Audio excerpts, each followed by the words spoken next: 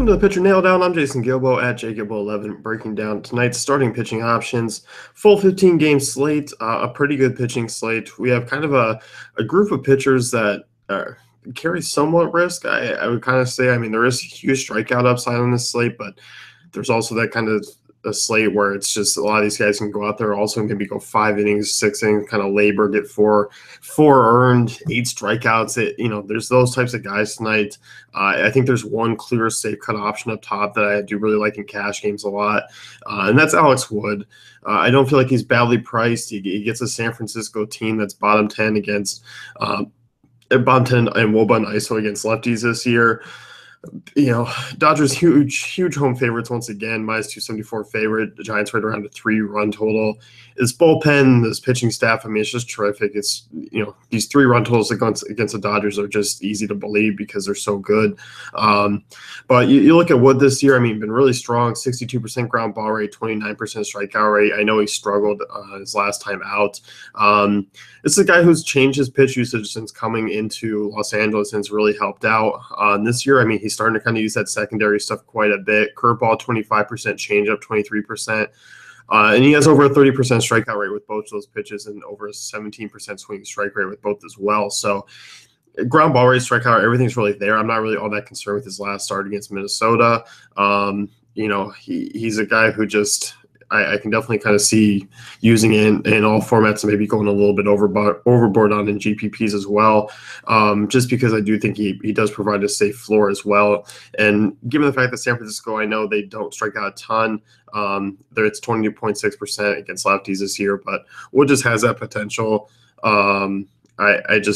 For him, I mean, you can argue that Quintana, Salazar, Robbie Ray are better kind of points per dollar upside plays, but I just see him as more GPP leverage plays at that point. So moving down the list, I think the next safest here is Jose Quintana. Yeah, he's going up against a Milwaukee team that's heavily right-handed. They do have some lefty mashers. It's in Miller Park. They're 10th in WOBA, 7th in ISO against Southpaws. They do have that 26.5% strikeout rate. They are a free swinging team. You look at Quintana, obviously the swing strike rate's been pretty average this year. It hasn't really been up. That's kind of always been his thing, yet he does post somewhat decent numbers in terms of strikeouts. He's been a little bit unlucky with the ERA. You expect him to kind of come back. I mean, he's been really solid over his first couple of starts in Chicago. He does carry some risk, I think, along the lines of Salazar, along the lines of Robbie Ray, but that's kind of just what we're dealt with tonight. So looking up here, I think, walk rate's up 2%. Career home run per 9 is 0.85. That's 1.23, but that's kind of where he's been a little bit unlucky. I can see the upside here. He's dominated 2 heavy right-handed teams already. I like the potential for Quintana. I don't feel like he's badly priced as well.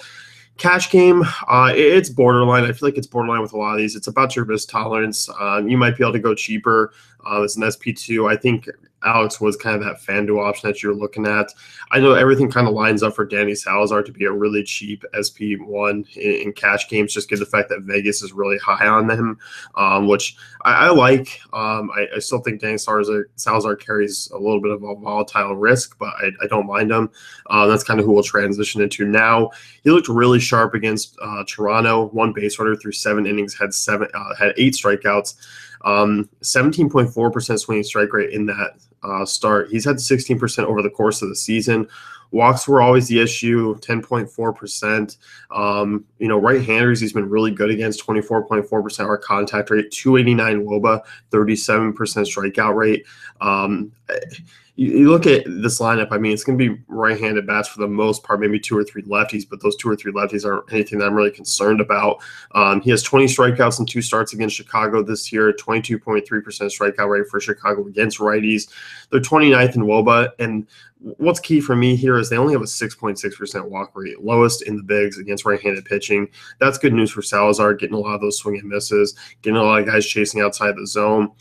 If you want to play him in cash games, I'm okay with it. I think Vegas, everything's there. Once again, there is risk with most of these guys, but GPPs, he's probably going to be a popular guy either way. If we get ownership that's high in cash games where it doesn't even matter, then you're going to fire away. So that's just how I kind of see Salazar on tonight's slate.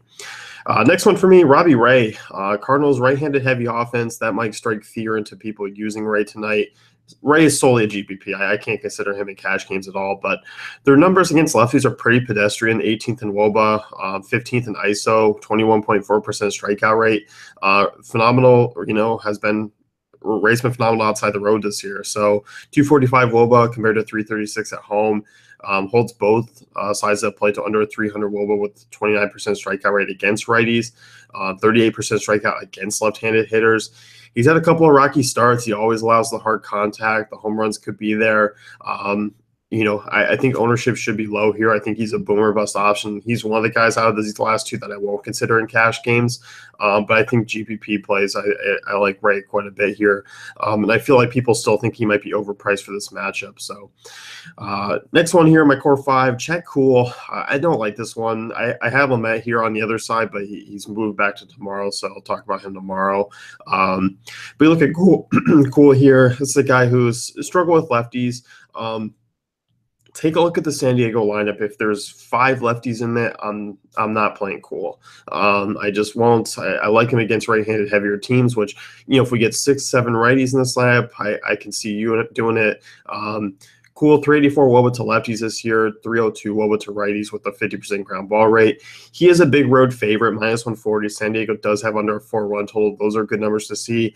Cool's a pretty pedestrian pitcher. He's about average. He's not a big strikeout guy, but San Diego might be able to help him out in that department, given the fact that they strike out 25% of the time against righties. So with that being said, I don't mind kind of going that route as a cheap guy. He's really cheap, 6,100 FanDuel, 63 on DK. I can really just see kind of using him as DK. I don't think I consider him on FanDuel unless you're just loading up on all the bets in the world and hoping he gets through a quality start and a win. But DraftKings as an SP2, I'm okay with there. A couple other notable names, notable news. David Price is scratched for tonight. He's heading to the DL. I saw Brian Johnson earlier, but I just saw a tweet that said Rick Porcello is drawing the start. Either or neither in play for me. Dallas Keuchel gets Detroit on the road.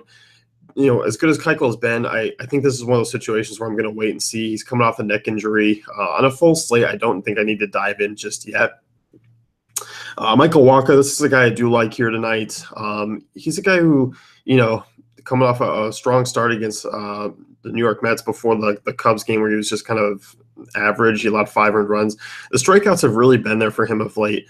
And you look at his numbers, what he's doing fantasy-wise, he's missing a lot of bats. He gets an Arizona lineup that, yes, is tough. They do drift off on the road a little bit. They do have a pretty high strikeout rate, around 23%. So I think Walk is intriguing. He's a guy people don't like to roster at times. So I think he's a guy I can see using tonight, but probably just a GPP guy. Julio Teheran, yes, he gets the Phillies. There might be one too many lefties in this lineup that I stay away from him. Against the Phillies this year, hasn't faced them, but I kind of just don't see really using him on tonight's slate. I prefer other options. Masahiro Tanaka, he's a guy who has struggled against the Rays. They just have his number. He's cheap. Yes, Rays strike out a ton. I'd rather just dodge the bullet. If Tanaka pitches a good game, then so be it. But that's kind of where I'm at. Jaime Garcia, he's an interesting SP2 on DraftKings tonight. This is a guy who's been up and down for the most part this season, gets his first start with Minnesota, faces an Oakland team that's just been god-awful of late and just against lefties in general. They're dead last in WOBA, bottom 5 in ISO WRC+, and they have a 26.1% strikeout rate. The weird thing here is actually Oakland's rental is pretty high. It's 4.5. I would like to see that below 4. But I think Garcia, small road favorite, is in play as an SP2 as well. So that's going to wrap it up. You can head over to DaveFantasyCafe.com, check out the rated tools and content.